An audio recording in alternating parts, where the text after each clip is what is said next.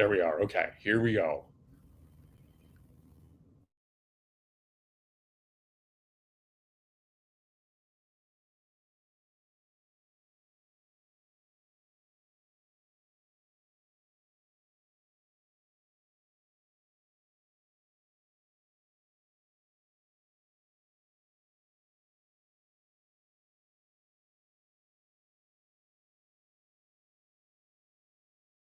And I quote, "I'll be there in a minute.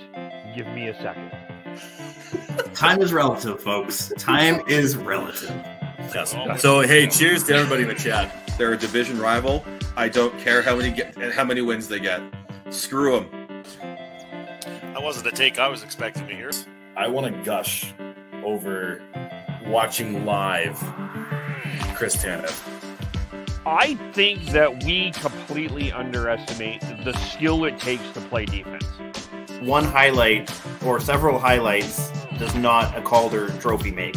I'm stepping in here. I'm going to be the crotchety old man here. They need to learn patience. They need to understand the tension, and everything, and the drama. How dare! Look at this. How is McDavid not getting a penalty? You guys need to calm down with this, okay? You guys need to calm down with it.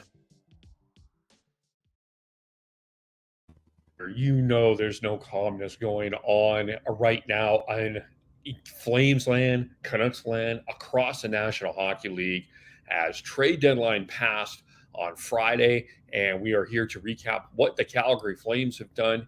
Welcome to the Shifts and Pucks podcast. Of course, you can follow us on Twitter at Shifts and Pucks, Facebook.com, Shifts and Pucks, YouTube.com, Shifts and Pucks. Subscribe wherever you get your audio as well. And Dan Stevenson, Fireside Chat, joining me on this Saturday morning ahead of the Calgary Flames playing Matthew Tkachuk and the Florida Panthers in Florida. How are you doing, Dan? I'm doing well, Kevin. Thanks for having me. I'm starting to feel like I'm becoming a regular part of the team. I'm going to need to be putting the intro soon. Well, yeah, we'll talk to Sean. I do think you. I've officially tried to assign you to. I have sent you the paperwork. Here. To try to get you to sign the contract. You just have not received it yet. I think it's probably because it's going through. It's still with my agent. Yeah. Yes, that's entirely fair. We're debating over years. I don't know if I want to take my free agency that I have the rights to and see who else might want me. Yeah, that's entirely fair. That's entirely fair there. Well, it was certainly a busy week for Calgary on the trade deadline front. A lot of things happened. A lot of things did not happen, which I think also. I think one thing didn't happen. What's that? I think one thing didn't happen. I don't know if I'd say a lot. Well, when I say a lot of things didn't happen, do we want to start with what didn't or what did happen? It's your show. I'll let you decide.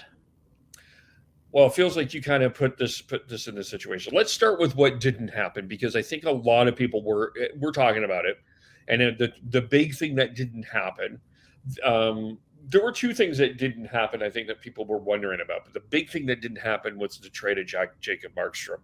Of course, the reports were all over, indicated that Jacob Markstrom there was a deal in place reportedly for the Calgary Flames and the New Jersey Devils, and that Markstrom was going to New Jersey, and the Flames were going to get a prospect and a first-round pick. And the reports were that this upper management, there were some reports indicated that upper management from the Flames, whether that be Don Maloney, whether that be Murray Edwards, vetoed this trade because of salary retention. And it got a lot of people I found this year, just as a sidebar, this was one of the years, Dan, where I found a lot of people were really overreacting to things that were not happening or possibly going to happen. And we'll address that with the Noah Hannafin trade as well. But I'm going to sit here and I feel like I'm in the minority of what a lot of people are talking about with this Markstrom situation, and just hear where I'm coming from and see. I'm just going to see what you think. I don't think that this was the right move for the Flames, and I'll tell you why I don't think it was the right move for the Flames. I'm not entirely sold on this prospect. You think it wasn't the right move to move him, or it wasn't the right move to keep him? It was not the right move to move him to New Jersey. I think the right move was to keep him and wait for the offseason for this. There's three reasons why. I'm not entirely convinced that the prospect that was put in place reportedly was the guy that I think the Flames should be eyeing. I do think that there are better prospects out there. I also think the salary retention is the report is that the Devils wanted salary retention, but originally were not going to add anything else into this situation. And it really feels like the Devils were trying to make this trade through the media and say, no, we won't salary retain. It's fine. We can do it without if you want to do that. And Markstrom kept playing better. The Devils kept sinking. That ship quickly sank to the point that Lindy Ruff got fired. Travis Green came in this week to replace him as coach. And they ended up trading Tyler Toffoli as part of the trade deadline. The other thing here is even in terms of salary retention, that's one salary retention spot, not just for this year. That's for 2025 as well as 2026. So that's 3 years of a salary retention. And I think ultimately the offseason, and you look at the offseason free agent goaltending situation, which includes two players that were traded yesterday, Kapel Kakinen one, I think Vitek Vanacek, I think, will be in that list. It's not a robust free agent market. The only other goalie that I think will be in play that is legitimate is Linus Ullmark. So I still think the Flames have the strong hand in play that they didn't need to make this deal now for New Jersey. And there's people that are making the claim that Jacob Markstrom is going to hold out and he has a no-move clause and the only place that he will want to go is New Jersey. The Flames still have the hot hand in this situation because you know what? They don't have to trade him to New Jersey for 2 years. They have his contract for 2 years. Like ideally you want to trade Jacob Markstrom. And I think that this does get done in the offseason, but I don't think that this was the trade that needed to be done absolutely right now. I really don't. And I may sit on the minority of this, Dan, but that's how I'm seeing this. I think the Flames in the long term, sometimes it's not the trades that you make, it's the trades that you don't. And I think the Flames this one may turn out to be the one that they're glad they didn't make. Yeah, I'm with you. I think I'm against the New Jersey trade with the retention. There was a rumor that came out later that New Jersey was willing to do the trade without the retention. At that point, I think it was seriously worth looking at because, just like you were saying, you don't want to retain this for as long as you would have to there. But I don't know that this was the right time to make this deal. I mean, if you got a deal that was going to blow you away, sure, you'd make the deal. But making the deal for the sake of moving him, these prospects, whoever it is you're going to get, I think are still going to be either good or not in the offseason, and you'll get some playoff experience out of them, which I think is important too if they're NHL level guys. I also think as the Flames, you will get a better selection of teams to make a deal with in the offseason because there's always that one team who goes in the playoffs thinking they have the goaltending they want and they don't, and they then go looking for it. And I think that, it could be, it could end up being the Devils. I don't think it's going to now with Allen going there. It could end up being LA. It could end up being a number of teams, I think, in the offseason who might say, you know what, we need that goalie. Let's go get him. And I think by then the Flames also have a better sense of what's working and what's not with the guys they brought in and where they might still need a tweak. I think if they're going to do this now, they need a centerman. And I think that's going to be easier to get in the offseason. Yeah. And I also think the Flames, whether you think that they are a playoff team or not, that is entirely your view. But this is the view that they are taking from the dressing room and from upper management. They are 6 points out of a playoff spot. The Vegas Golden Knights have, by the way, one of the worst records in the league. And the Calgary Flames have the third best record since January in hockey right now. So they are feeling that there is some momentum for them to make a shot and make a run at the playoffs. Now, you may not think that that's the best move for the Flames. And if that's their internal thought, you need to keep the goalie to do it. You have to do it. You absolutely have to do it. And you already gave up a heart and soul guy in Chris Tanev, and you ripped a huge part of the gut out of that team. I don't know, I think Noah Hannafin is also the gut part of this team too. Like, you can't give Markstrom away. I just don't think that you can do that. I think you can sell the players in the room that, hey, we can do this on the back of a goaltender. And hey, conveniently, we just retired a guy who we've done that with in the past. I think if you were to get rid of Markstrom, all hope is lost then. I Yeah. mean, I don't think Wolf is the Superman that's going to come in and be able to do that right away. And I don't think that Dan Vladar takes you further than the first round this year. Yeah. No, I agree with you. And I think one of the things that Craig Conroy said at the trade deadline presser is he wants players to be here, but he also has to. We talked a lot with Brad Treliving about managing up. Craig Conroy has to manage almost in a square because he needs to manage up and you need to manage down too. And you have some players in Kadri, Huberdeau, Uyghur, Coleman, and even let's not forget Michael Backlund, who did at one point before he wore the C on the heart request to trade. So you still have to manage that room as much as you can. And I don't think trading Markstrom would have went well over in that route. I just, I think it's. I think with the message they're trying to send, no. If you're saying, "Hey, we're done," then you can move Markstrom. But because they think there's some hope, you can't say, "By the way, we just got rid of our Vezina caliber goaltender. Here we come, playoffs." Yeah, and there wasn't really a goaltender out there. And you mentioned, and I think this is true, you would have had to have taken a goalie back to make this trade. There's not a goalie out there that would have put the Flames in a playoff position. No, yeah. And we've talked about this on our show. I think that if you were to make that move, in my opinion, you don't bring Wolf up this year. I think you want Wolf in the AHL for a Calder run. So you can't have, you're not going to run, Vladar and Dansk or, anything like that. I think you're taking back somebody's backup just to back up Vladar. And you're saying, all right, Vladar, let's see how well you can do in that starter role for the rest of the year. But again, you're not doing that if you're out of the playoffs. Yeah. Yeah, no, you're not. So that's kind of where you're at this point. So I think ultimately that I know that there's a lot of people thinking, and this is the other thing about Jacob Markstrom as well. I think in a lot of ways before you go further, I think for those that think the Flames lost out here, I think they can get a better deal in the offseason. Yeah. Because I think you'll have more suitors.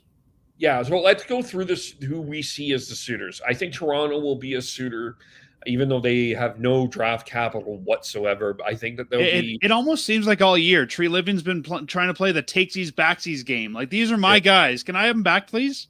Yeah. He wants all the defensemen. He wants the goalie. Yeah. Yeah. I signed that guy. Can I have him over here, please? Craig, these are my guys. If I give you lifetime Boston pizza, can I just have Zadorov back, please? Yeah. But Toronto will be in that conversation. I'll be interested to see what happens. Now I'm thinking about that. Maybe that's future considerations from Toronto now is Boston pizza coupons. Boston pizza. More Boston. Maybe in the new arena, there will be a Boston pizza or a couple of Boston pizzas in the new arena. I actually remember when Treliving became the Flames GM, there's a video on their website they put out where his dad came to visit. And they were standing by the ice, and his dad looked over and saw Pizza 73 ad and said, "We're going to have to change that." Could see that, yes. So Toronto. Anyway, sorry. Okay, Toronto, New Jersey. New Jersey will be the obvious one. See, but I don't know if it is anymore. Like, if you're New Jersey, you want to play one of your young guys. And I don't know if you can flip Allen for any value. Like, I don't know if they would want to go into next year with Allen and Markstrom. Yeah, maybe. That's a good point. I'll toss a team and just that nobody's thinking about. What if Florida is out in the first round? Yeah, I could see that. You've got LA. You may have Edmonton, depending on. I think ultimately they're going to pin the failure on Stuart Skinner no matter what. And I don't think you'll see him move directly from Calgary to Edmonton. If that's going to happen, I think Edmonton would need to find somebody to broker it for them. Yeah. I think there's one very clear thing in the intention in Craig Conroy's trading. The Oilers, they don't want the Oilers to win a damn thing. Not a damn thing. No, thank you. You're not interested. I mean, pretty much all the conditions are set up that everybody, the Oilers have to lose here. Yeah. You better beat the Oilers. That's what I'm saying. That's what Conroy is saying. So maybe them, LA, Toronto. I wonder a little bit about Colorado because they loaded up. If they miss, what happens, or if they don't get there? Yeah, those are four other teams, and you just wonder if there's other things that were just not. Carolina's the other one. So there's 5 teams that I think already that I just pop into my head that are going to be involved in this conversation. So Yeah, I would agree with those teams. I think Carolina, I think LA as well is one yeah, I've said all year that I can see because, to me, they've really got 2 backups running there, and I don't think that's what they want to do. I could see potentially, if the Islanders don't do well, them going out and maybe shopping for a goaltender. although Sorokin's is a good goaltender. He is. And I think Ottawa's a wild card too. We're not quite sure who they are or what they are. I mean, they're not in the playoffs, but apparently they were shopping for veterans, so who knows what's going on there. And for the first time, the Coyotes seem like they know how to play NHL hockey. I could see if they think they can make a run next year going and getting a big goalie. Yeah, and there's one other team. I wonder about Detroit. Yeah, I could see that. Yeah, so that's true because they have Lyon, and I was even surprised to hear that James Reimer is still in the league. yes, James Reimer still playing in the National. And I think because of that, Kevin, if you're, Craig Conroy and you're sitting in Vegas at the draft table, it's almost going to be like one of those mob movies where guys just coming in and out to talk to the boss. Like, I think you can shop this guy and play guys off of each other and get a much better deal once teams know A, how much money they're going to have, and B, if their goalie's coming back or not. And I can see a team like Toronto, I can see a team like Colorado, if they're out early, overpaying because they have a short window and they feel like they just need a goalie now. Yeah. And even on the UFA market, you're not going to find better than Markstrom. No, you're not. So I think they're in a good place. And the other thing that I think a lot of people are saying about Markstrom is this suggestion that he's only going to accept a trade to New Jersey. I don't see that. I don't see him holding the I think Flames that might be true at this current time. But I don't think I don't think that's in the offseason that's going to happen at all. I really don't. And I think the thing to remember with Markstrom too is he recently, last year he had a kid, right? And I think your priorities change when you have a kid. If he was a young man, if he was single, whatever, I think you're more open to, I'll go wherever. But I think that this is probably something that he and his wife now are going to have to talk through of, hey, we've got a kid. Where do we go? What does that look like? And I think that when life changes its priorities like that, I think there's going to be a lot more hesitation to go somewhere. Yeah. Yeah. And I think Markstrom's comments, I think Markstrom had every right to be upset. I'm not saying that he didn't at all. I think it was towards how this process played out, more towards even I don't even think that this was Murray. I mean, I think that was what happened, and I just don't see Markstrom being as stubborn as some think he's going to be. No, I don't think so either. And you know what I mean? If you don't want to be here, fine. Play well. It's going to bode better for you if you keep playing well. I don't think he's going to go out there and not play well. But, if he decides he doesn't want to be part of this, I don't blame him. He's a 34-year-old goaltender. Go win. Yeah. And even Craig Conroy will accommodate that. And that's the other thing too, is I think a lot of people wanted some sort of ruthlessness. And this will get to the Noah Hannafin situation here. Just to go through some of the goaltenders that are available as free agents, if you're a GM, Matt Murray, Ilya Samsonov, Chris Driedger, inconsistent, injured. Fleury. He's only going to stay in Minnesota. He's going to be more picky than Markstrom. Capo Kakkonen. Nope. Kevin Lankinen. Nope. Casey DeSmith. Now we're getting into backup territory. So, I think really maybe you go out and get Matt Murray if, as your consolation prize. But yeah, if you're a team that's looking for a goaltender, I think, you're going to have to at least talk to Calgary. Yeah. Yeah. And even from the Flames perspective, I mean, just the other side of this is, and I think the other hesitation with this, at least 5% of the hesitation in this trade of Markstrom was Dustin Wolf's performance against San Jose. It wasn't a great performance. And I think that they looked at it and said, I think somebody in that organization, if I was in management, I would have said, look, this kid is close, but I think he needs one more Calder playoff run and an off season to get himself ready to compete with Dan Vladar for that starting position. I don't and it's just it wasn't necessarily even the performance during the game. It was how he was wearing it after the game.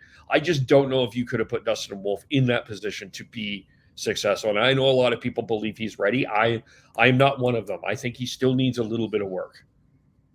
I think he needs work. And, I think too, fans are expecting he's going to come in and be lights out. I think you need to pair Wolf next year with a goaltender, whether it's Vladar or somebody else, who you think can do 1A, 1B duties. Yeah. I don't think you want Vladar starting more than 40 games Wolf starting more than 40 games next year.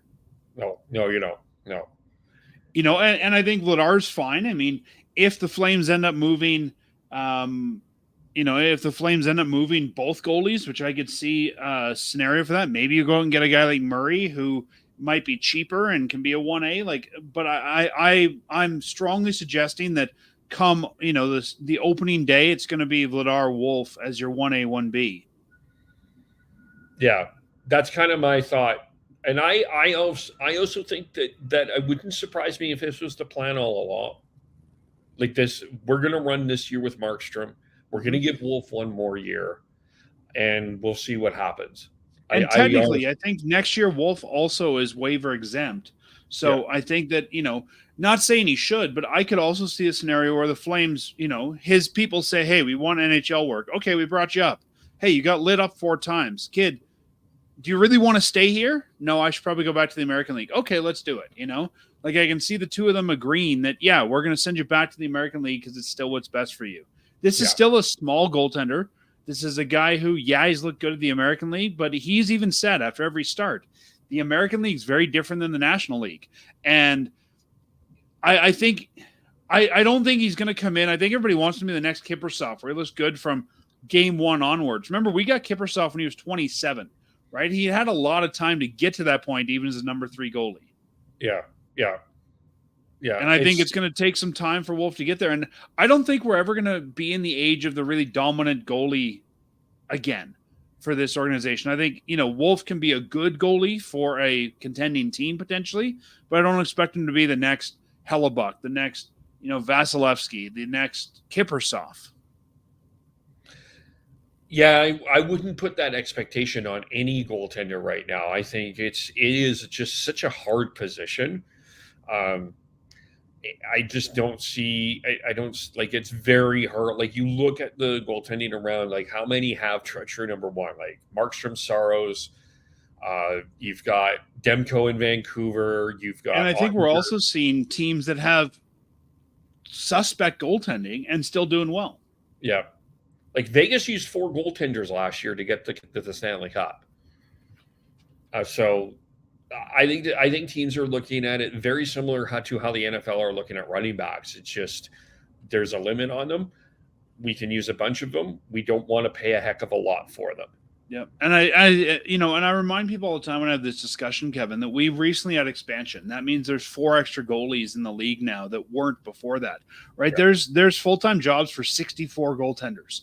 I mean, we have one team this year that's been running with 3 goaltenders all year, which is, not normal. So, I can't think of 64 NHL ready goaltenders myself. So yeah, I think that, finding 64 lights out guys is even tougher. Yeah. It's a tough position for sure. So let's get to what happened, and we'll start with the big thing that happened this week was the Noah Hanifin trade went down on Wednesday night, which turned into Hanifin making his debut with Vegas on Thursday night. So they ended up giving him a ride to Tampa, and he needed to find his own way to Vegas. But Hanifin ended up going to Vegas for a first-round pick, Daniil Marishnikov, a defenseman, 26 years old, and a conditional third-round pick. Now, there was also a condition on this first-round pick as well. If the Vegas Golden Knights did not trade the first-round pick, this year, it would turn into an unprotected first-round pick in 2026. As soon as I heard that condition, I thought they're planning to use that pick. Like, it's such a weird condition. It was in play. Yeah. And lo and behold, what was it in play for? Anyway, on the condition of the third, that turns into a second if the Vegas Golden Knights win one round in the playoffs, which is fair to question at this particular point because they're 4 to 6 points ahead. They're in the second wild card position, everybody, just a reminder. But first of all, there was a lot of talk around, there was some talk around this Hanifin to Tampa situation, and that there were reports. Again, this is another situation that had a lot of reports around it, which included the fact that Hanifin was only going to go to Tampa. And of course, that made it tough because it doesn't look like there's a lot in that Tampa cupboard to make this Noah Hanifin trade. And it ultimately didn't happen when it ended up going to Vegas. Just from my perspective, I think you got pretty much what to expect from Noah Hanifin. You got the first that was a non-negotiable. You got the third that could turn into a second, which is fine. And is this defenseman a little older? Yes. But this is a guy, I mean, he seems to certainly have some confidence in himself. He's expected to play either against Florida on Saturday tonight or this afternoon or against Carolina. So we are going to see him in the lineup. I believe the coach said this morning he is expected to be in the lineup. Yeah, so there we go. So this is a guy that we're going to see. I don't like – I really feel that there was a lot of – this was another situation where people were panicking over something that wasn't going to happen. Like everybody was like – the argument was going around like you just trade Hanifin to one of his non-8 playoff, non-trade lists and just get the best you can. I think they did end up getting the best that they can. I don't know if anybody else would have offered better. I think this was the right move. Are you seeing something different here?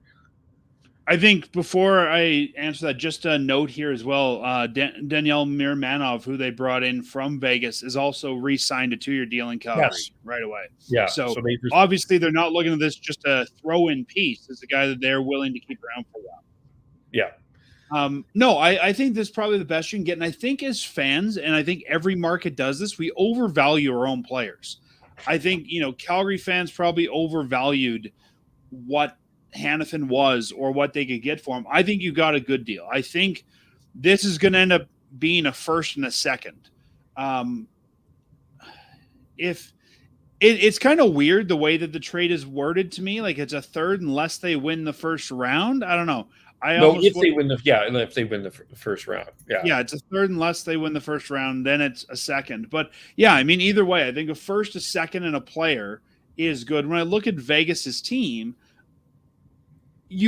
Craig Conroy isn't looking for. I think he's brought in all the sort of Wranglers prospect guys he can, and I think he needed an NHL body, a Sharon Govich-like body here, and Mirmanov has been a number 7 for some of his time in Vegas. He's been hurt this year, but to be a low man on such a deep totem pole, I think says something too. I think that shows, maybe he could have cracked the lineup in a lesser, crowded blue line there. And I like the move. He's 26. He's been injured for most of the year. I think that the Flames can get something out of him. Do I think he's going to be the next Noah Hanifin? No. But in terms of what the Flames got, yeah, I think the 2 picks are fine. Let's see what they turn them into. Yeah, and I think your podcast and our podcast were some of the few, and I posted this on Twitter, that were really one of the that said, I think you need to hold off when this whole UFA trade process was kind of in discussion. I think a lot of people had a lot higher hopes of what they were going to get back, particularly hopes for a first-round pick for Chris Tanev. I think that was sketchy at best. Top-end prospects were just not going to be part of this conversation. And, even with Noah Hanifin, I don't think it was like, I just think that there was some unrealistic expectations out there. It's like, Kevin, I think you could have got higher end prospects if you forewent the draft picks. Yeah. Right. And I think the Flames had to decide how they wanted to go on these, and all these deals they took, let's call them B prospects or, young NHL players and picks, because they're retooling, not rebuilding, as Conrad says, and they need bodies that can go. Yeah. I think if you would have said, I'll move Tanev for no picks, give me just an OHL or an NCAA guy or something like that. Yeah, I think you could have got a better prospect. Yeah. And it's important that in all 3 of these situations, the other things, these 3, Lindholm, Tanev, actually, might as well say them in the same way. Tanev and Hanifin have not yet signed. There was some talk that Lindholm was going to be flipped at the deadline. Whether it doesn't appear that he's going to sign in Vancouver, who we'll wait and see, and we'll discuss that tomorrow with on the Vancouver side of this situation with Sean and probably Chris. Hanifin is yet to extend in Vegas. Tanev is yet to extend in Dallas. So at this point, you have to look at these three as rentals. And I think the one thing that I would say is they probably did, if not get the best, they might have got one of the top three in the Lindholm deal in terms of prospects and Hunter Brzkevich. So I think Craig Conroy did really, like, with all of this stuff going on, I think Craig Conroy did really well, and this GM group did really well in getting what they ended up getting. Now, did they get the franchise guy? No. But did they start a foundation of getting some of these things that you will need to retool this team? Yes, they did. And of course, it's all going to matter in terms of how the draft picks turn out and all of that. But there's some stuff here that I think you can work with at least. Yeah, no, I totally agree with you. And if you look at it, the Flames moved, let's call it three assets in Lindholm, Tanev, and Anders and Hanifin into more than 15 pieces coming back. Like, they got a ton of stuff. And anyone who thought they were going to get a franchise player, none of those guys are net you a franchise piece. And I think maybe some of the reason Flames fans wanted that is the Flames are one of those teams that's going into a rebuild, retool, whatever we want to call it, that doesn't have that. And I think that's one thing Flames fans have really wanted is that franchise piece. And they've never really, they've never had that high-end draft pick to build that themselves. But you weren't going to get that. All things considered, I'm very happy with the return. Yeah. And I think that you can still, you'll get that.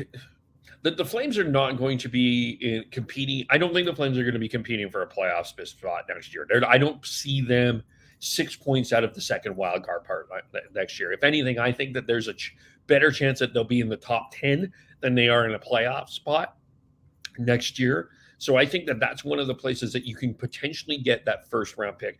But Dan, let's not forget something very important here. The two franchise pieces that the Flames got in their history were not through the draft. It was through a trade. Yeah. Jerome Iginla was through a trade, and Mika Kiprusoff was through a trade. And I'll just remind everybody, there's more than one way to build a hockey team, and trades are one of them. And there's been a lot of talk about, you need to draft that elite talent. A lot of times the Vegas Golden Knights traded for Jack Eichel. They didn't draft Jack Eichel. Like, there's a lot and on that too, Kevin, I think if we're going to go that far, one of the most dynamic players for the Flames in the last little bit was Johnny Gaudreau, who came in the fourth round. Exactly. Yeah. And the Dustin Wolf that everyone is all happy about was a seventh rounder. And the Flames, they've had more than their fair share of draft stinkers, but even a high-end draft pick like Bennett didn't work out here. No. And then you had Matthew Tkachuk, who I don't think, depending on, yes, was he that franchise guy? Yes. Did he end up wanting to stay here? No. So that's the other part of that. And you got it. And I think if they still want to swing for the fence and get that guy, I honestly don't expect the Flames to make every pick they brought back. Like, no. You now have a whole bunch of draft capital, which you can either draft or trade. If you were willing to do Markstrom and one of your many firsts, I think you can bring back even more. Like, I think you could go out and get one of those higher end guys in the offseason. Yeah. And I think the other thing that one of the themes of this trade deadline is, and is something that I think a lot of people need to also consider. A lot of teams were like, you know what, we're not trading our prospects right now because they're cheap enough to get around what the salary cap is. And yes, the salary cap is going up, and it is going up a little bit, but you still, like, we're kind of in this space where you've got this high end right now where you're paying a lot of people, some people a lot of money, and you got to find this. I hate to use this. You got to find sort of cheaper talent to lay out that bottom part, and that's where you pay the prospects, unfortunately. So it's a lot harder to get those big name prospects at this particular point in time. It's not. And those prospects that are going to be cheap aren't always the top guys either. Those are your Pospisols. Those are your guys that can fill a bottom six role until they make $1 million, and then out they go, and we find somebody else. Yeah, exactly. So I think Um, I think that this is my conclusion in terms of all of this. I think that there's been a lot of overreaction out there in terms of what the situations were going to play out. Could Hannafin end up in Tampa in the offseason? Yes, it's entirely possible. But I think the consternation on what Conroy was supposed to do and what Conroy ended up doing, I have enough faith that Craig Conroy and this management team is doing the best for the Flames at this point. And just, Dan, I'm not getting a paycheck from the Calgary Flames. I'm just doing this as my own analysis. I just don't see the Flames. I think the Flames did really well here. That's kind of where I'm at in terms of this. For sure. Yeah, and in terms of re-signing, you've mentioned that a few times. I'm not surprised. If I'm Noah Hannafin and I am a free agent going to a contending team, or I'm Chris Tanev going to a contending team, do I want to lock in? I think if my team can go deep this year, especially if we can win, I might now be worth that much more. We always see those guys that were rentals sort of get the Stanley Cup premium if they win. So even if I want to stay on that team, I would wait until I know how we do, because I might be able to ask for more money. Yeah. If I'm Dallas, I don't know if I want to lock up Tanev. I don't know if he's going to be healthy. Well, and if I'm Tanev, I don't know if I want to lock up with Dallas, because if they get to the Cup final, I think $5 million might be the minimum that people ask for. If I'm Hannafin, Hannafin wanted to go to Tampa, but hey, if he gets his name on Lord Stanley's mug this year, maybe he's okay to stay in Vegas. Yeah, exactly. I think it's entirely, The Flames did make a couple of other moves here, so let's address that. They acquired a 32-year-old defenseman named Joel Hanley off waivers for Dallas. I guess, can we technically put him in the Tanev deal, or is this something separate? Yeah, sure, if you want to. But this is like a veteran guy, looked pretty stable in his one game that he played against Tampa on a Thursday. Veteran guy, another depth piece.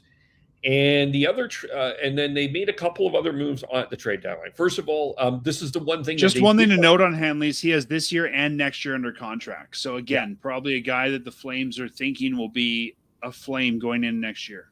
Yeah. Now, the other thing that didn't happen that some people wondered and ended up was the opposite, is the Calgary Flames signed Kevin Rooney to a 1-year, $1.3 AAV. So he's got another year. Having shoulder surgery. Sounds like Kevin Rooney made a lot of changes to turn his game around. And I give kudos to guys who realized that there was something that they did wrong and were willing to rectify some mistakes. So I give Kevin Rooney all of that in the world. Could he have been traded? Sure.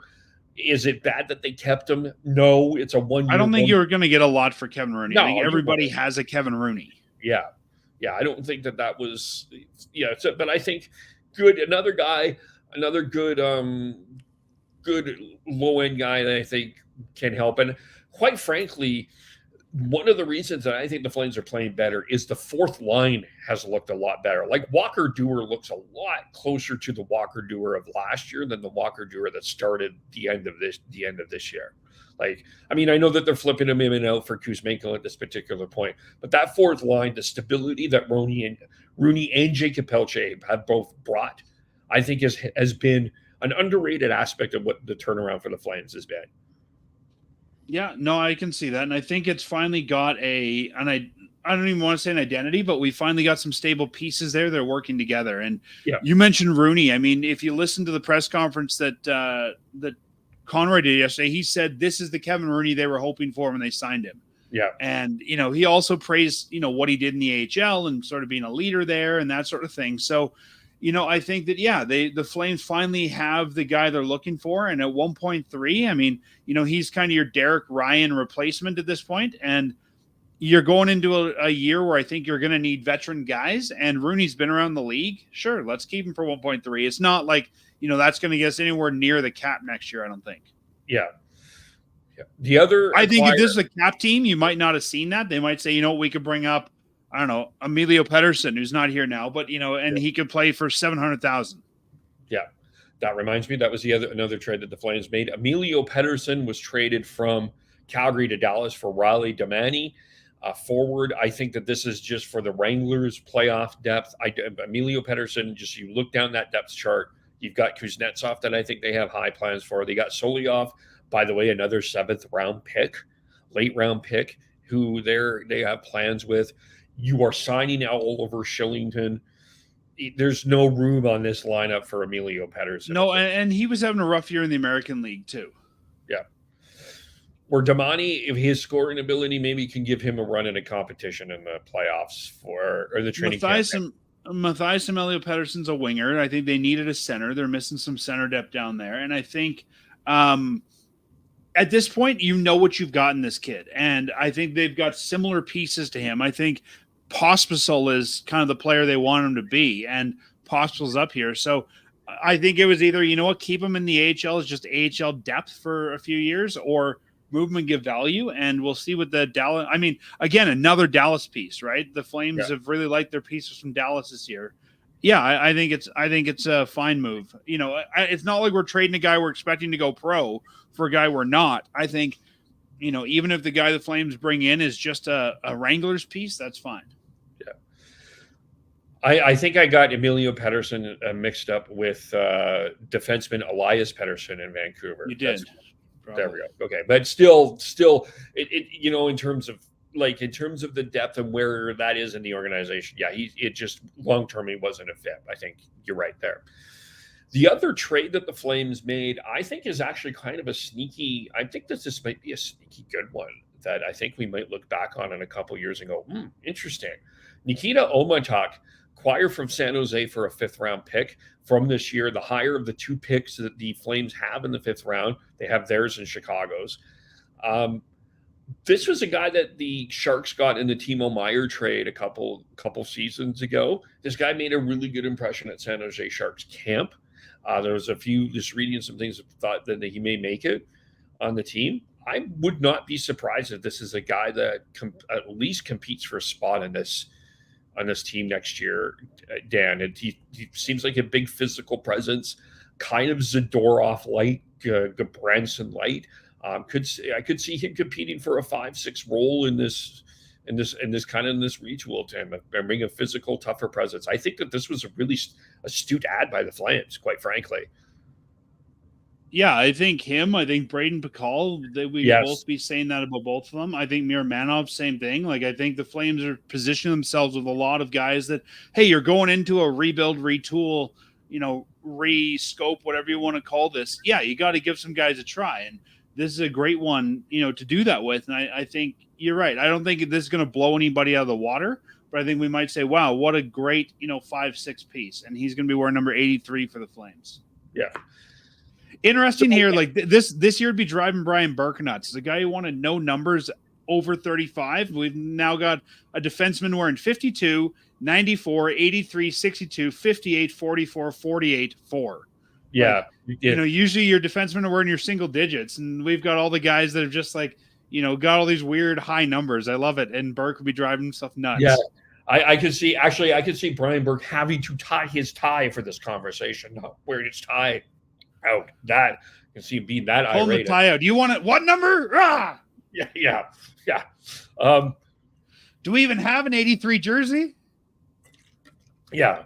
I'm going to fire the people doing the sewing for this. He wears 8 or but you know, I think the Flames 8 or 3, not both together. Yeah. You choose one, not the other. That's right. But I think the Flames kind of just, I think they identified, you know, you look at what happened here, the 3 defensemen that they ended up trading, Zadorov, Tanev, Hanifin, they identified that they needed to retool this defense. And I think ultimately you look at the play of Dennis Gilbert and Jordan Osterley, you had to upgrade the defense anyway.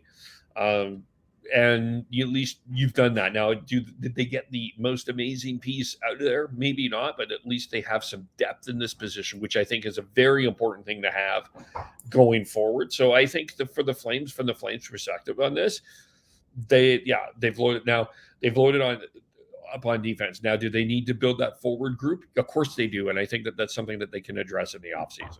I think all of these guys are NHL defensemen. I don't think they're all necessarily top 4 NHL defensemen. And I think the Flames still probably need to go out this summer and buy an NHL defenseman or two on free agency just to shore up their top four. But I think they've got a great group here, and we've said for years the defense is the Flames' weakness in terms of prospects. They've had some interesting forwards. They've really had Poirier, and that's it on the back end. So I think whether these guys are in the NHL or the AHL next year, I think some of them they've given them options.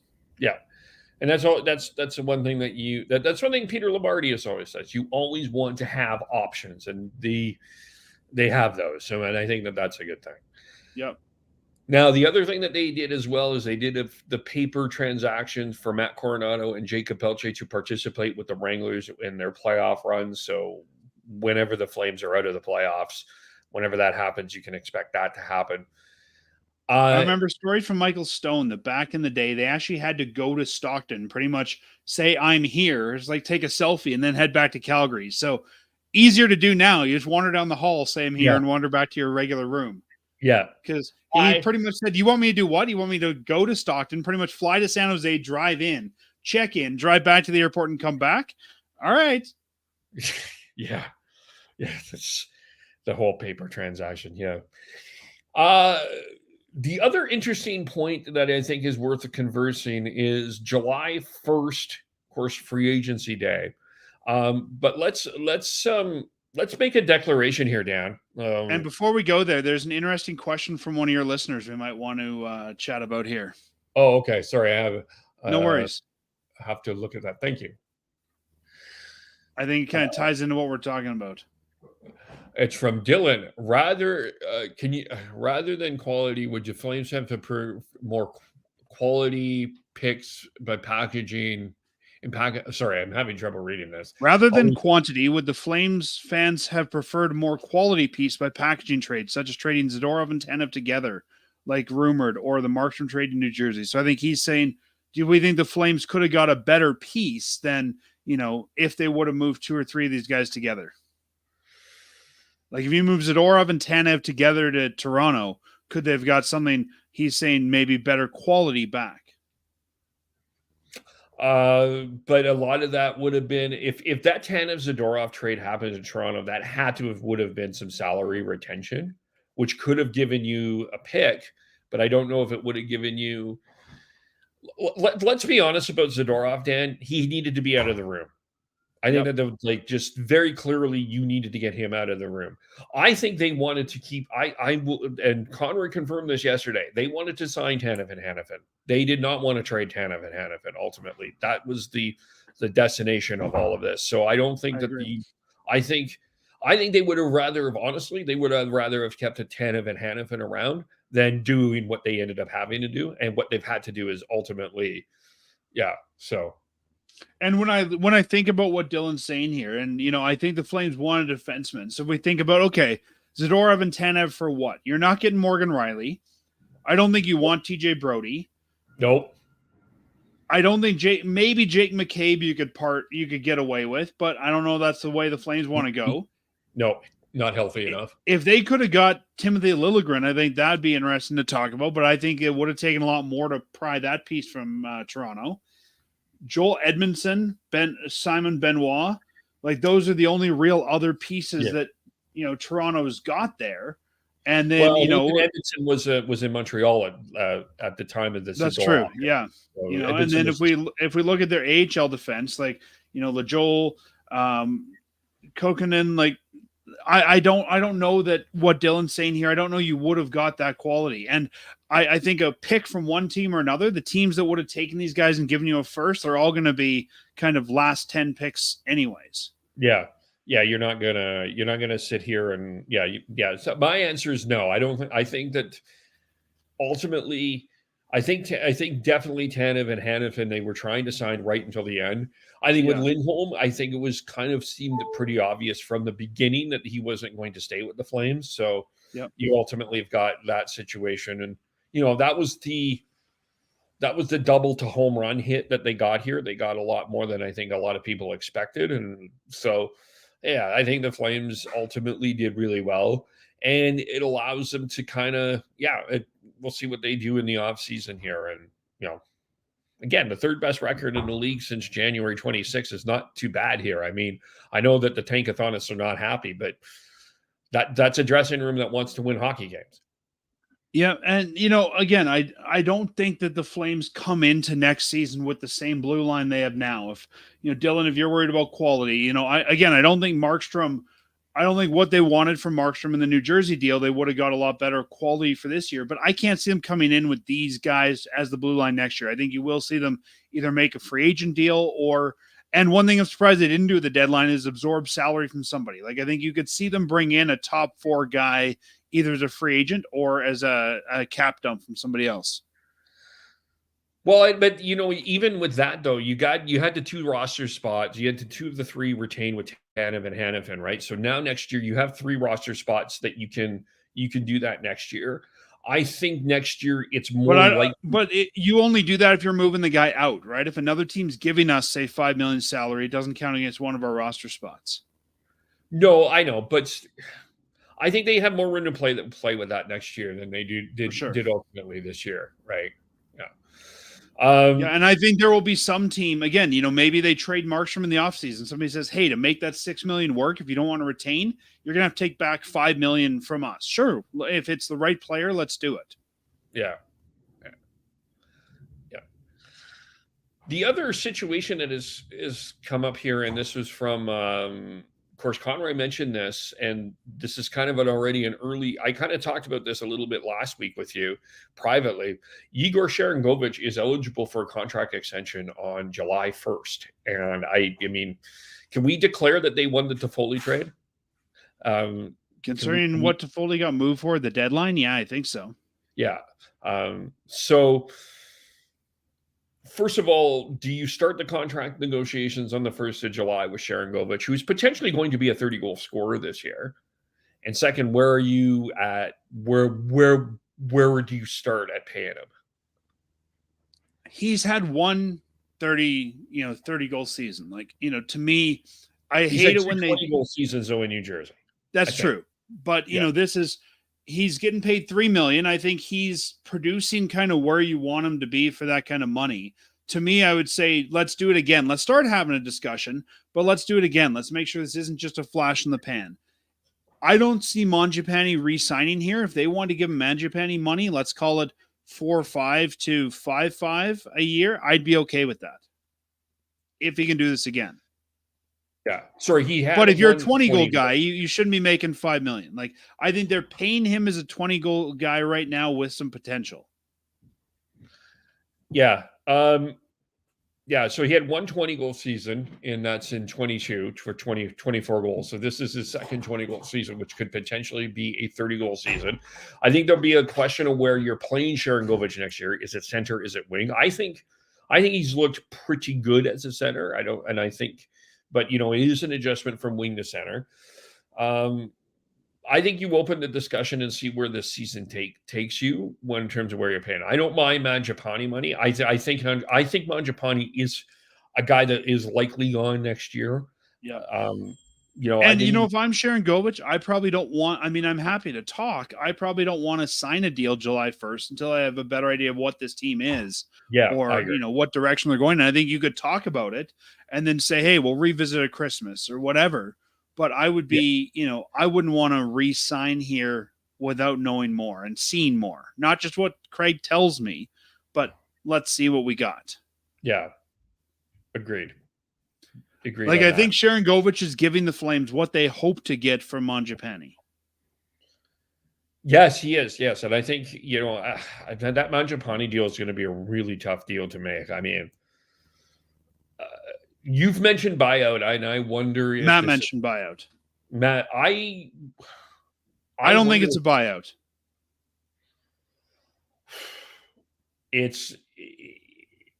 He's got one more year. He's at Mangiapane's what, 5.5? Yeah, He's got 1 year left. I think if you eat half of that, Mangiapane at 2.5, there's a lot of GMs I think would take that. Depth piece. Yeah. I've always wondered if the right time to trade him was a couple of years ago when he got 35 goals. Yeah, I think his best years are behind him. I mean, I was never as high on him as my co-host Matt or a lot of people were. I always thought he was a good sort of third line guy. I didn't think as highly of him as Tree did. Maybe that's why I'm not an NHL GM, even though I applied for the job. Nobody called Oh me. But yeah. I'm sorry you didn't get an interview, by the way. they said they interviewed 13 guys. I kept thinking I was number 14. They just didn't get to me because they found the right guy. Man. You were almost there. They only had time for 13. Dan. That's right. They got to 13. They said, all right, Craig's got it. Don't even call the next guy. And that's okay. Yeah. But, I think it is an overpayment for this guy. GMs tend to overpay their own guys, and he was a tree living guy. I can't see Conroy bringing him back, but I think if you can go to a GM and say, hey, we'll give him to you at 2.5 or even 3, I think there's GMs that would take that for a year. Yeah, that's one I could see Toronto taking for a year. Yeah, I could too. Yeah, I mean, you probably will have to kind of do. There's a tax that Tree Living's going to have to pay, but. Yeah. Potentially, yeah. But again, I think he's got the picks now. He could pay that tax without it meaning a lot. Or, we'll give him to you for we'll give him to you for 1 year at half. Just give us like a fifth back. Yeah. If you don't take a tax, I think you either pay a tax or you get nothing back. Yeah. The Boston Pizza gift cards, future considerations. Yes. The Boston Pizza gift cards, just toss them out here. It's part of the future considerations. We've never heard the future considerations had to be positive considerations. I could think negatively of you tomorrow, and I've considered you in the future. I'm done. Yeah. That's the future considerations. Exactly. I'll just wake up tomorrow and go, wow, what a swell guy you are. All right, fulfilled. Yeah. One other person that I do want to just give a quick chat to, and I think is not getting enough credit here. I think Ryan Huska, considering all that has happened here from the tension of last year and him really being a part of it as an assistant coach to coming in this year and, the tension in this room with the Zadorov comments to start the year, the start of the year that they had. One of the things that is fascinating, if the Flames played the type of game they played against the Oilers a couple of weeks ago at the Heritage Classic, you just wonder where this team would be at that particular point. But that didn't happen. But, all of these other distractions, the fact that they're still kind of hanging in this playoff race, I think Ryan Huska deserves a lot of credit for that. And not only that, they brought in 2 new assistant coaches in Dan Lambert and Mark Savard. They've had a really weak power play, historically one of the worst power plays probably in Flames history, possibly. I think ultimately I give Ryan Huska a lot of credit for keeping this team keeping the ship on notice here. I agree. And, he's a dev coach. He's always been known as a good development coach. And I think that's exactly what the Flames need this year is they've got young players. It's part of the reason I think some of these defensemen might do well is they've got a good developmental coach there. There's a guy the players wanted. It was rumored at the end of last year when things weren't going well with Daryl Sutter. This is the guy the Flames said they wanted, and they gave that to the players. So I totally agree with you. I think he needs more credit for where the Flames are than he gets. And Kevin, I think also realizing, maybe the faith the GM has in him. It's been a long time since a coach has been able to bring in his own assistants here. It usually kind of happens that we have an assistant coaching team and we just slot a head coach into it, right? Daryl didn't really pick his assistants. I don't think Ward picked his assistants. We just kind of had them hanging around. And this year they brought in a head coach and said, bring your guys in. And I think that says a lot about the faith they had in him too. Yeah. And he's done a really good job. And I have one other person go ahead. I'm just looking back at the list here. Like it's been a long time since I think we've had a coach bring in their own team. Yeah. I mean, they basically were interviewing these coaches like they were hiring for Wendy's jobs or like for hiring for jobs that you and I apply for. Right. Well, and I think it was very much the way the Flames have built their organization too. If here's a good guy, let's bring him in. Oh, this guy's available. Let's bring him in. And there was never really a lot of thought to the way Trillivan built the team. I think of how does the chemistry work? It's like, let's bring in a good guy. And I think coaching was the same. Oh, wow. Here's a coach that's available. Let's hire him. Oh, there's a coach that's available. Let's hire him. And it wasn't really, okay, how do they all fit together? Yeah. Yeah. And that's what Conroy has done really well. And this is one of the things that the other pushback I have to Tankathonus is this idea that you just need to get draft picks and these prospects and you put them all together and everything will work out hunky dory. You need an identity. And I, back when Vancouver was talking about trading JT Miller, I was like, okay, but you can trade JT Miller, but are you going to get a JT Miller type of guy back? If you're not going to be able to do it and you're not going to win a trade. It's not just about getting prospects. It's what type of team do you want to be going forward? And that's where I think the Arizonas, the Buffaloes, the Ottawas, even right now, I think San Jose is kind of running into this problem where you just don't know what this, like, it's great to have these first round picks. It's great to have some prospects, but what is the team that you want going forward? Yeah. And I think that's to me where Conroy has identified, and this management team has identified, okay, this is what we need to look like. Okay. Mm-hmm. This is a team that we're trying to build. And I think they're willing to take maybe a lesser, I think sometimes they're taking a lesser name player to fill the role they've identified than take the bigger name. Yeah. Yeah. I think it's smart. With the Flames, anything else we need to get into? I actually want one more thing. I just, one other guy I want to give some credit to. He's taken a lot of heat in the market, but Jonathan Huberdeau has completely turned around. Like, he has played much better. Like, his passing is, I mean, not that his passing was bad, but it's starting to really click for him. And that makes me, I'm really happy for him. Even back in December, Dan, when he had 1 point, I think one of the things that nobody was talking about is he was setting people up. They weren't scoring, particularly, and I love Elias Lindholm, but Huberdeau set Lindholm up a few times that he just either fanned on the shot, completely missed the net, or was too late to the play. And you can't blame Huberdeau for Lindholm's play, but this Huberdeau is looking a lot better. I wanted to point that out. Yeah, no, I think you're right. And I think a lot of that has been finding the line mate. And I think, you talked earlier, is Sharon Govich a center next year? Is Sharon Govich a winger next year? I think that, if Sharon Govich and Huberdeau are working, you probably keep him as a centerman. I think they might try to bring in another centerman there to work. But Mackenzie Weegar struggled last year as well. Not as much as Huberdeau. And I think Huberdeau takes more heat because he's the forward and didn't get the points. Weegar's had a great season. I think Huberdeau's coming around. I think that this may not be as bad a deal for Flames fans as everyone's thinking it is. Like you said, he's taking a lot of heat here. I don't think he's ever going to get 100 points again, but I think we're starting to see Huberdeau becoming a useful piece for the team. And I think if he can keep playing like this next year, fans are going to be much happier with him. Yep, for sure. Anything else we need to talk about with the Flames? The only thing I guess I'd say is I was surprised the deadline, the Flames didn't broker any deals. Like, I was kind of expecting with the salary cap space they had, even on a 1-year deal, for somebody to be that broker. But when I looked at how cheap brokering was this year, I can understand why they didn't do it. Like, you look at the Hanifin deal, you look at the Tanev deal, they both had a broker, and it cost about a 5th-round pick for about $2 million worth of brokering space. To me, that's cheaper than we've ever seen before. And when I was thinking of brokering, I mean, we've seen in the past, actual, useful pieces going back. So going into the deadline, I kind of expected the Flames to eat some money on somebody, because even though they've already used 2 spaces, if they can make enough work, keep a guy on for next year, whatever. But I guess maybe where I'm going with this, I'm surprised how cheap it was to find brokers this year.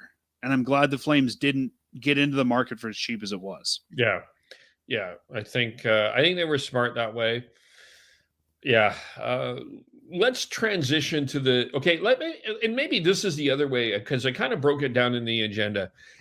The Flames were sellers, and in terms of the sellers, which, the non-playoff teams, I look at what they did compared to some of the Montreal sold Jake Allen, Ottawa sold Vladimir Tarasenko, and that was a guy that only wanted to play in Florida, and he ended up getting a couple of picks. Who else was San Jose? We'll address them with Vegas. I think ultimately Calgary probably did the best of the sellers. I don't know if anyone else really did better. I think Pittsburgh ended up selling Gensel, and it'll be interesting to see what that turns out. I think Pittsburgh got what they needed out of the Gensel deal. Yeah, and that's Like, again you know, not an extension. No, and I think that, like the Flames, when we say, you know, who did well as sellers, are you looking for who got NHL pieces or who got what they wanted? I think the Flames got what they wanted. I Yeah, the think Flames got what Pittsburgh they got want. what they wanted. Yeah. I Arizona was trying to shop Matt Dumba for a first round pick, and you know it ended up being ended up having to take him to Value Village, and Tampa Bay got him for a fifth, right? Yeah. Or a late round pick. Yeah, I think Calgary did really well in terms of sellers. I can't think of anyone that did better. I mean, maybe Montreal in terms of like trying to, you know, getting Jake Allen out of there and solving and saying, okay, Sam Montembeault, you're our guy. We're ready to roll with you. But other than that, I can't think of anybody from the selling part that moved the needle in a progressive way as much as Calgary did.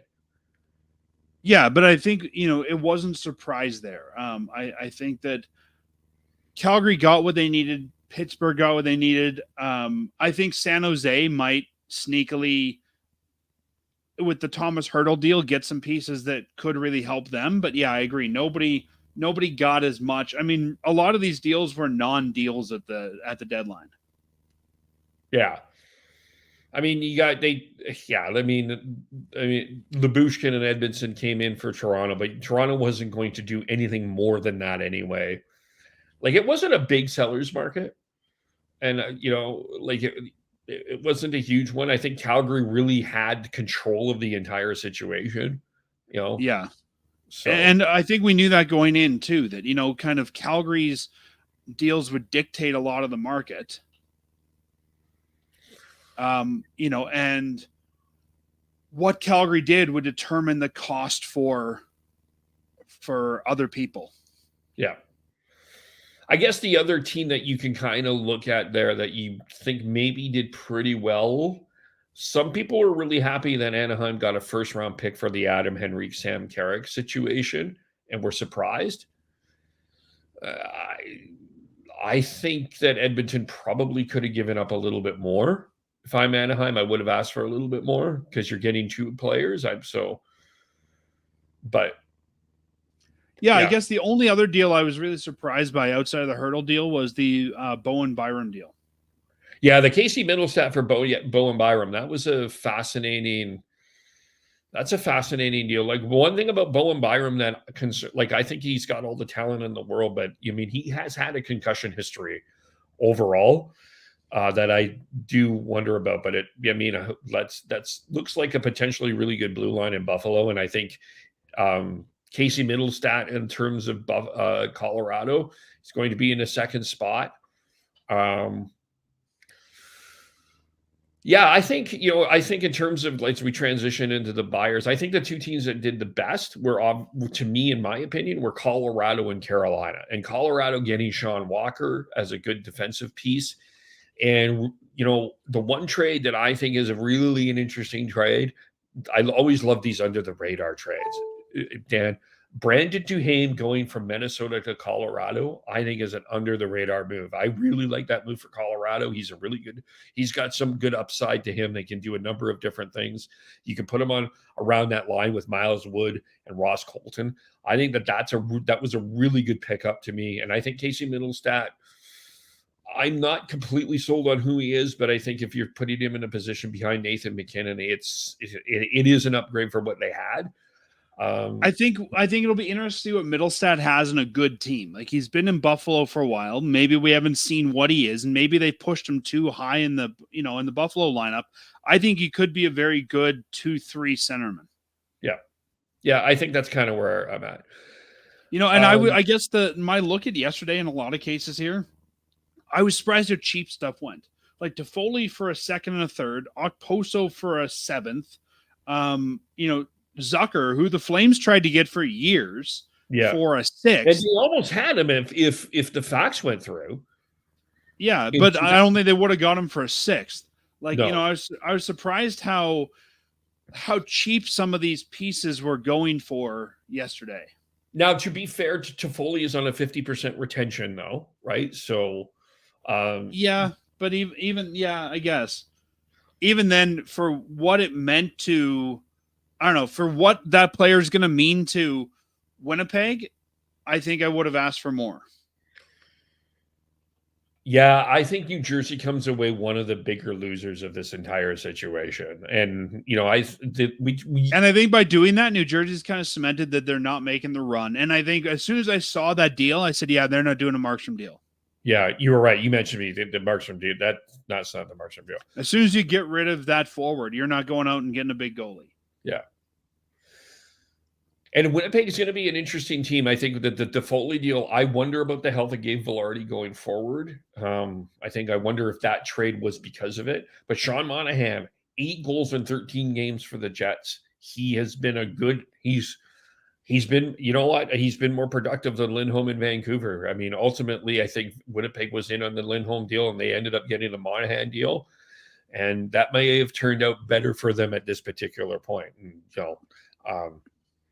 I don't like the Bill Masterton winning the Bill Masterton trophy.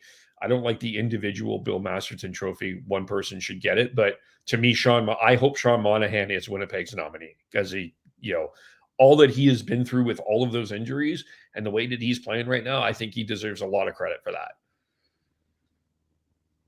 Yeah, I think you're right. And when I look at this, overall, I think a lot of teams improved their depth, like Pat Maroon, big depth move. I just think that there's a lot of depth stuff that isn't going to really amount to a whole ton when we look back.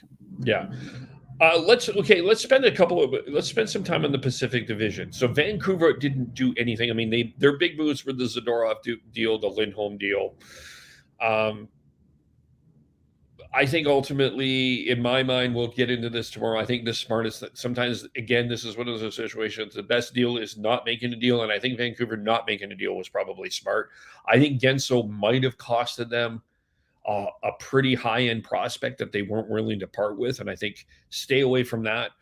Even in an extension, you're not worth it. And then you got the Pedersen deal done. So, and then you're working on Ronak. So you're working on the pieces. So for my mind, Vancouver not making a trade, I'm fine with. I don't know what you think there. Yeah, I mean, when I heard that Vancouver wanted Gensel and it was going to cost them Lindholm, I don't know how much of an upgrade that is. I don't know if it would take a prospect or not. I haven't really looked into that, and I don't know Vancouver's depth chart as well as you do, but that didn't seem like a likely destination for me. Yeah. The high-end prospects are Lecker Mackey and Tom Wallander, but other than that, they don't. And I mean, Hoaglander's not a prospect anymore. He's a regular player in the National Hockey League that's about to score 20 goals. And Podkolzin, I don't know where he is right now. I don't know. I think that if they could get Gensel signed, he would have been worth maybe trading for. But as a free agent, a rental piece, I don't think it was worth the cost. Yeah. I think Gensel went to the right team. Yeah, I agree. And I think they'll eventually Carolina. And Carolina did really well sneaking in Evgeny Kuznetsov. If he is on point and ready That's to go. That's another good one, yeah. That was a really interesting pickup.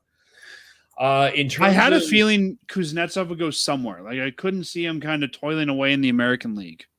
Yeah, it's $7 million. There'd be some team that would take a run at him. I was really surprised Ryan Johansson wasn't picked up on waivers. I kind of thought someone would take a flyer on him. The fact that Andrew Peeke got traded was a little confusing to me too, because I don't think he has the best deal. And of all defensemen available and sort of his skill level, I'm not sure he's the one I would have gone after. Yeah. So then let's look at the Oilers. They got Adam Henrique, Sam Carrick, and Troy. I don't have dog crap on the street. Stetcher for the Oilers. Now, to be fair, Troy Stetcher, I think, was a guy that you and I wanted to see the Flames re-sign. He did not end up doing that. I think he's going to be a good piece. He's a good 6'7" guy in Edmonton. I'm not completely sure that Sam Carrick brings some toughness. I'm not really sure what I see in Adam Henrique, but I mean, they see him as a good 3-piece. It is some depth. I'm still. I think it's kind of funny that Stetcher gets traded to Calgary one year, decides not to come, then gets traded to Edmonton the next year. It's like, we expect you to be in Alberta. If you don't like Calgary, we'll hit you again with the other option. Yeah, it's either Arizona or Alberta, nowhere else. Troy. That's right. Yeah. And you know what? I think Edmonton for years has needed capable blue liners. I think it's a good pickup for them for whatever they think they've got as a playoff run. Do I Yeah. think he'll stay long term? No. I'm still, the jury's still out for me where the Oilers are at. I know they've been playing a lot better. I'm just going to wait and see what that matchup is in the playoffs. We'll see what happens. LA, in terms of the buyers, I can't think of anybody that needed to do something more than the LA Kings and didn't end up doing anything, especially with that goaltending. I don't think you can run that goaltending in the playoffs. I still think they needed another scorer as well. One of the reasons they can't beat the Oilers is I don't think they have the offensive presence to scare that Oilers defense enough. And Kevin Fiala is inconsistent to me. Of course, I think they're good down the middle. I really like Philip Deneau. I really like Hanze Kopitar. Jury's still out on me on Dubois. If they had better defense, if they had better goaltending behind that defense, if they had Markstrom early this year, I think they could have made a run and hidden some of their deficiencies. I think the Oilers kind of had 1 year to try, not the Oilers, the Kings had 1 year to try this. I think they're going to need to make some upgrades next year. Yeah. And honestly, when I kind of scratched my head at the Capo Kakinen for Vitek Vanacek deal, I was kind of wondering, and obviously ran out of time, if Vanacek might end up getting flipped to LA. Yeah, I wondered that. Yeah, well, I mean, when the Jake Allen deal happened, that one of the I was like, are they going to flip him for someone that felt like they were going to do a flip of some kind? But I don't. You never see a flip at the deadline though. Like if you wanted him, you could have got him for that same price. Yeah. But I thought, okay, he's coming in. Someone else will have to move. I just didn't know who. Yeah. That was interesting. Yeah. But yeah, I think LA, as much as you're saying they need to do something, Kevin, I mean, we don't see teams that are confident in themselves switch their coach late in the season. I think both New Jersey, I think both LA, we kind of have the same story playing out in the West and the East. I think I don't want to say given up, but I think that it's been a disappointment. And I don't think you could trade your way out of this disappointment. No, and I think they would have ended up overpaying for something trying to. So I think the best bet for LA at this point was stand pat. Yeah.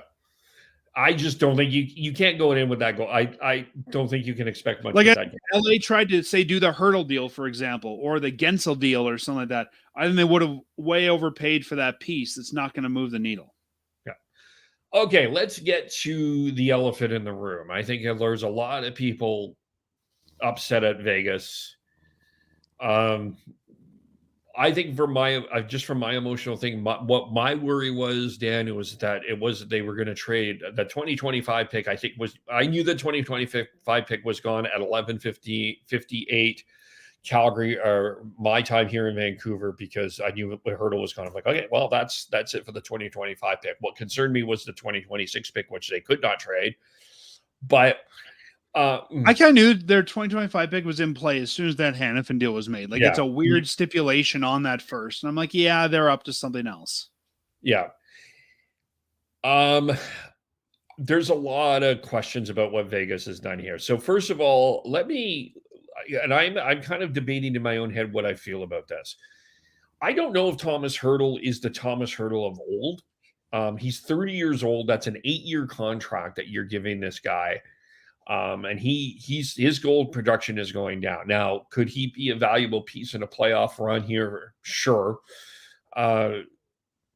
Yes, but I don't know if he's the Thomas Hurdle that we will all know and love from San Jose. So I think San Jose was good to get off of him. I guess the question around Vegas is how they are using LTIR. And I think a lot of people are feeling it's a little bit head scratchy. And I kind of joked a little bit. It feels like the 32 GMs in the NHL have one goal in common: get Vegas a Stanley Cup. So I don't know if on the Hurdle thing. Well, I think, and I said this when the Flames signed Kadri and when the Flames signed Huberdeau, that if you win the cup, nobody's going to care about the bad money. I think that, if Vegas can do this, and if he can be a fairly useful piece, I think he's only 30, I think they could keep him for this year, maybe next year. And I think if you can win a cup and he can be a useful piece of that, they can flip that. Yep. And that's the object of this game, by the way. The object of the game, just to remind everybody, it is Fly not to low get and sell first round draft pick. It's to actually win the Stanley Cup. And it feels like only 4 or 5 teams are actually competing for this goal at this particular point in time. But anyway. I mean, if Hurdle's a good part of the playoffs this year, he gets his name on a cup. Let's say he does it again next year and he's, a second line guy. I think you could easily turn around 32 and say to somebody else, hey, you need a guy. Yeah, he's expensive, but here's a proven winner. Take him from us. Yeah. He had 30 goals in 22. He had 20 goals in 23. He had 35 and 19. So, I mean, it's kind of his production's kind of been up and down. Yeah, I think he'll be a valuable piece if they win the cup. That's ultimately the goal. Now, I think the other question, of course, is the Hanifin deal puts Alec Martinez on LTIR, and you've got Mark Stone on LTIR. Let me address Mark Stone because I think a lot of people are. This is my understanding of the situation with Mark Stone. He was severely injured last year with back pains. I mean, I remember us talking about podcasts last year. They were talking about having Mark Stone not play the full season last year. That he was going to be a later. This was a guy that they were going to put on LTIR, and he was going to come back later on in the season. That was kind of this plan all along with Mark Stone. And he has, I mean, they're declaring that this is not an upper body or a lower body injury. This is a ruptured spleen, which is a severe injury. So I don't think that I'm not comfortable sitting here and telling everybody that Mark Stone is faking it because he's not. Alec Martinez is also injured as well, and I guess the Vegas Golden Knights know that better. Are you on the side that this is brilliant by Vegas, or are you frustrated, or do you feel Vegas is cheating? I don't think those are mutually exclusive. I think so. I don't know that Stone and Hurdle are both going to be healthy at the same time. I think Vegas is hedging a bet here that one or the other will be available to them.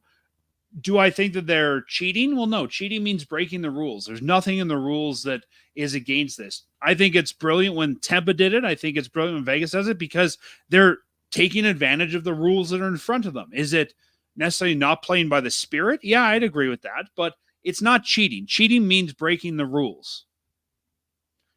And we've seen teams cheat and have to forfeit draft picks. Yeah. Maybe cheating. It's not playing by the spirit of the rules, but it's not cheating. It's like the difference between tanking and having your team not do well. Right. They're very different things, but we often use the wrong terms.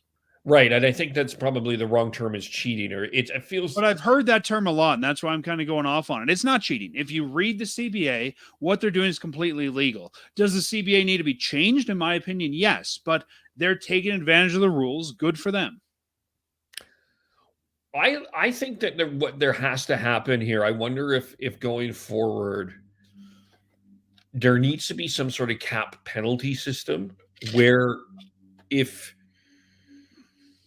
you're trading a player with if you're trading a Thomas Hurdle for 8 years, or you're doing stuff like that and you're putting him on LTIR, there has to be some sort of cap penalty for that. Or something like that. That can kind of. Well, I mean, I think the easiest thing to do there would be to say, you can't trade a guy on LTIR. Or you can't trade a guy and then put him on LTIR. Yeah, it'd have to be within so many days because you can't say once you trade for a guy, you can never go on the LTIR. So maybe, he can't go on within 10 days or something like that. That way you've got to hold that whole kind of money against your cap. There used to be a rule that you couldn't trade injured players. Yep. And we saw that change because teams wanted to be able to get that off the books, right? I think the big difference there's LTIR does not remove the cap hit, right? But it potentially allows the team to exceed the salary cap. So I think maybe they need to tweak that. And I think the easiest place to start, honestly, is just say that the salary cap's in effect during the playoffs. Yeah.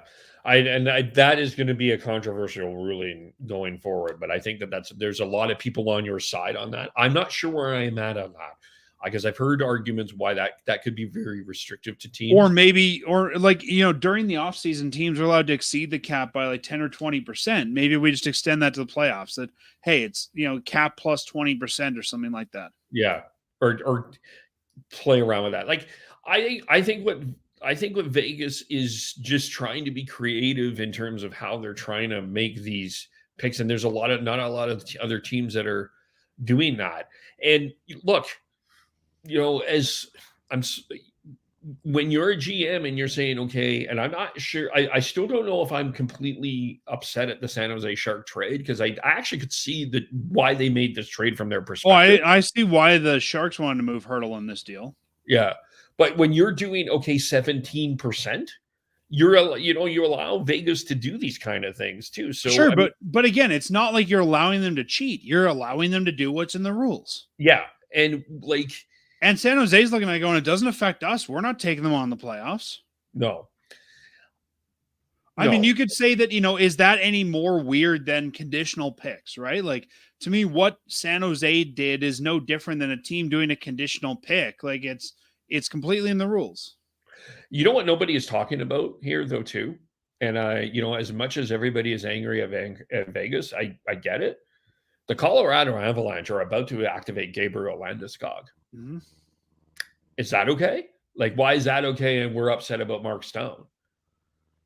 Well, I don't know if we're upset about Mark Stone. I think we're upset about adding salary, is the way I've seen it online. Yeah. Like, But Landeskog even was Colorado did add salary, though. They just didn't put anybody on any of their new acquisitions on LTIR, but they added 4 players. Yeah, but none of them were that big of an ad. Yeah, still though. No, I mean, I'm not disagreeing, but and I think it's, people had issues when it was Colorado. People had issues when it was Tampa a few years ago. Now with Colorado, with Vegas, like, these teams are all acting within the rules. I think the rules need to be tightened up, and I don't think we can. You're trying to win, like you said earlier. You're trying to win the cup, and I don't think we can fault GMs for doing what's within the rules to win the cup. Yeah, and I like. There are Vancouver fans that are upset because of the Roberto Luongo cap circumvention and the Brent Seabrook cap circumvention as well. From a Vancouver Canuck perspective, they've always felt that there's been it's been inconsistent. But I don't think that Vegas is circumventing necessarily. No. Well, and I mean, you're saying you don't think so. Read the rules, right? Like the rules say that they are not circumventing. What Vancouver did, I think, depending on how you interpret the rules, for sure they were. I'm thinking of the what was it, the Kovalchuk deal, where they, there's definitely a circumvention and it cost them a pick. Yeah. It's right now it's not illegal. Is it necessarily playing by the spirit of the rules? I'd say no. Is it playing by the letter of the rules? Yes. But you've played with board games with people that split with spirit and letter of the law, right? I think that's just being competitive. Well, that's what I'm saying. I don't think it's necessarily the spirit of the law, but we're all trying to do what we need to do to win. And if this helps you win, why would you not do it? If I was an owner of a team and my GM said, well, it's within the rules, but I didn't want to do it because somebody might get angry at me, I'd say, well, I'm angry at you. Get out. You got to do what you need to do to win, right? And this is what it's doing. And if you don't like it, change the rules. Yep, exactly. Change it.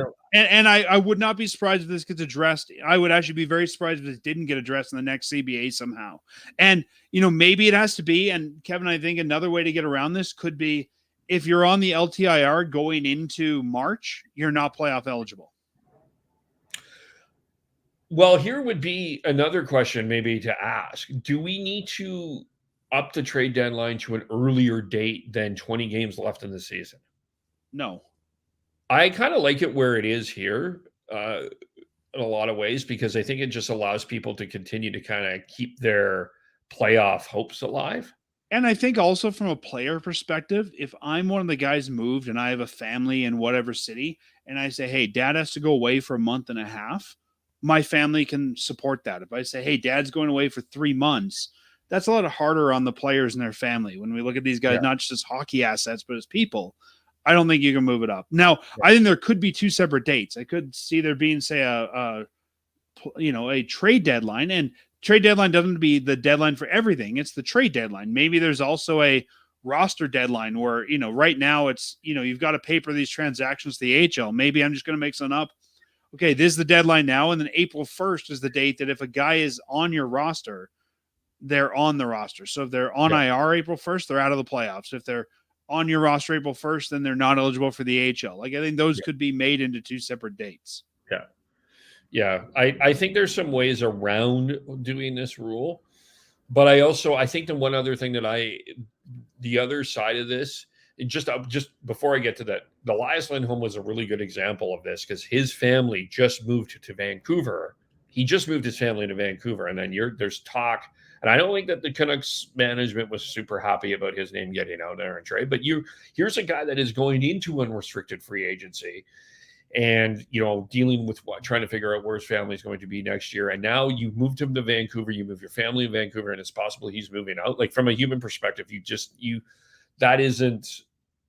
I know how he's making millions of dollars. It's not fair to him. Whether you make millions of dollars or not, it doesn't mean we can treat you like less than a human. Yeah. And even Chris Tanev, that trade to Dallas, he didn't get started right away because of immigration issues as well. So this isn't like it's like some sort of. Well, I mentioned that earlier with Markstrom, right? I think that, when he said he'd go to New Jersey right now, I think that's maybe very different than last summer before he had the baby. Like, I think, when you've got a family, especially a young family, I mean, this was Goudreau's whole thing of why he didn't want to be in Calgary. We've got to remember that there's families, there's people behind all these moves. Yeah. Yeah. Where was I going with that? Lindholm. Just the other thing that I think the other side of this too is I do think you need to remember that the players do get injured. And that is a fact of life. I mean, we hear stories of players playing with injuries during the playoffs that are not known. Like Matthew Tkachuk played with a pretty severe broken rib for most of the playoff last year. So, and he just, by the time it got to game 6, he just couldn't do it anymore. Like, these players are sacrificed. I know that I know the arguments are making millions of dollars, but they're sacrificing a lot. Well, and what you're talking about, they actually play for free in the playoffs too. You got to remember that. Yeah.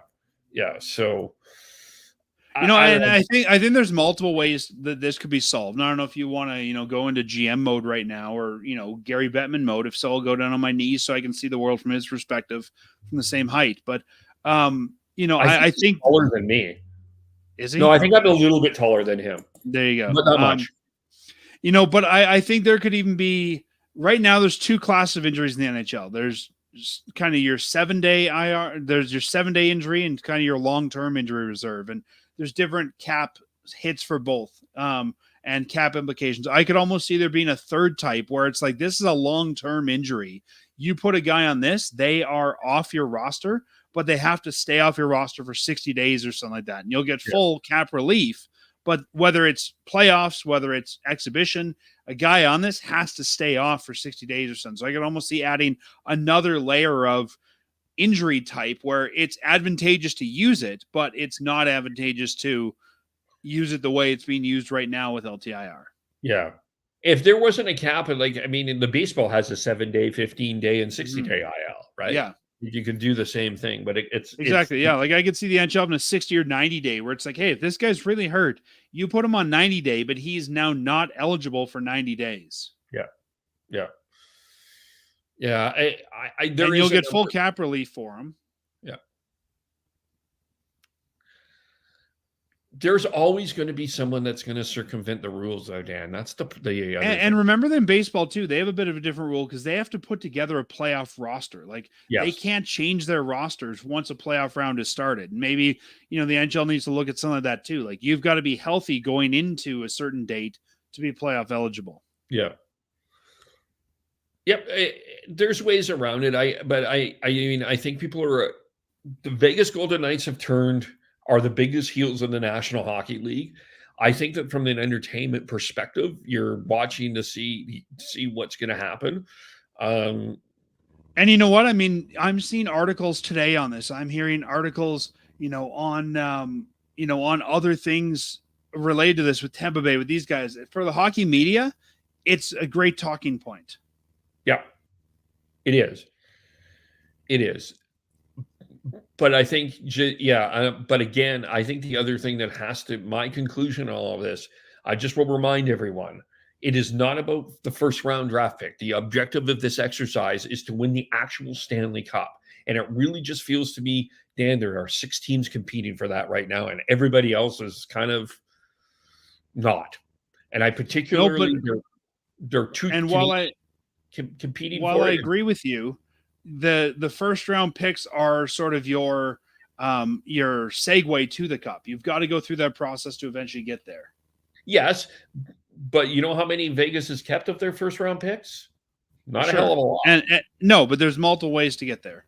Yeah, exactly. There's more than one way to build a team. So, Kevin, if we were to just give one of these to every member on the Flames team this year, could we say they all got the Stanley Cup in 2024? Yes, you could. Yeah. There you go. Don't even spend $90 million to get a Stanley Cup anymore, folks. Yeah. Just $9.99. For That's right. $9.99, you can get a Stanley Cup. That's right. For those listening, They make him in silver, and we'll even etch the team's names into them. yes, we can put all the names around there. And I think with that cup, for those not listening, that is Dan has a picture of the Stanley Cup, not the actual sort of viral Stanley mug that was popular this Christmas. Yeah. Yeah. Yeah. Oh, Dylan brought this up. Are you forgetting that Montreal got a first for Monahan? Yes, I think that what Montreal did with Sean Monahan, it was brilliant. By the way, kudos to them. Montreal, yeah, for sure. They got a first for taking Monahan. They've got a first for giving up Monahan. That's a really good trade for sure. Yep. Anything else we need to talk about? And that's about it, at least from the NHL perspective. Oh. Okay, let's leave it there. How you're now going to talk about most of the same things, maybe some different things with your pal Matt tomorrow. So we have to move our show by 1 day this week due to some illness. So we'll be recording on Monday night instead of Sunday night. So our show will come out Tuesday this next week. But yeah, you can listen to us Tuesday. We'll talk about a lot of the same things. Some not talking about the whole league as much, but from a Flames perspective.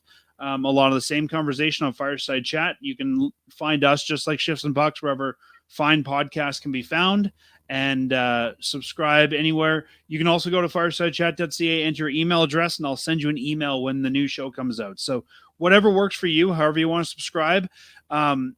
If you are interested, take a listen to this week's show. We'll be announcing another trivia night at our friends Bow River Brewing sometime before the end of the season. We're still working out the details, but expect that announcement on the show this week. Okay.